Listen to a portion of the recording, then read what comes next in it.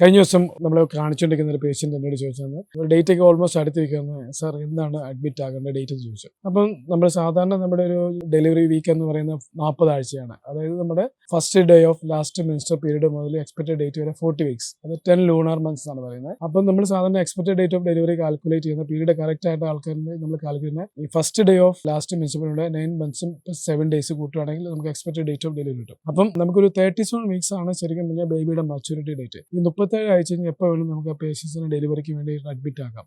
അതെന്ന് വെച്ചാൽ baby mature ആയതുകൊണ്ട് നമുക്ക് ബേബീനെ ഡെലിവറി ആക്കി കഴിഞ്ഞാൽ കൂടുതൽ ആരോഗ്യ പ്രശ്നങ്ങളൊന്നും ഉണ്ടാകത്തില്ല. പക്ഷേ ഐഡിയലി ഇപ്പോഴത്തെ ഒരു സിനാരിയിൽ നമ്മളൊക്കെ സാധാരണ ചെയ്യുന്ന ഒരു ഓൾമോസ്റ്റ് ഒരു 39 ആഴ്ചയൊക്കെ ആകുമ്പോഴത്തേക്കായിരിക്കും നമ്മൾ സാധാരണ മിക്കവാറും പേഷ്യൻസിക്ക് അഡ്മിറ്റ് ആവുന്നത്. പിന്നെ അത് ഡിപ്പെൻസ്. ഇപ്പോൾ ചിലപ്പം BP ഉള്ള പ്രഗ്നൻസി, ഡയബറ്റിസ്, അങ്ങനെ എന്തെങ്കിലും കോംപ്ലിക്കേറ്റഡ് പ്രഗ്നൻസി ആണെങ്കിൽ നമ്മൾ ഒരു 38 വീക്സിലൊക്കെ ചിലപ്പോൾ ഡെലിവറി ആക്കും. അപ്പോൾ അങ്ങനെ ഒരു ഹാർഡ് ആൻഡ് ഫാസ്റ്റ് ആയിട്ട് റൂളൊന്നുമില്ല.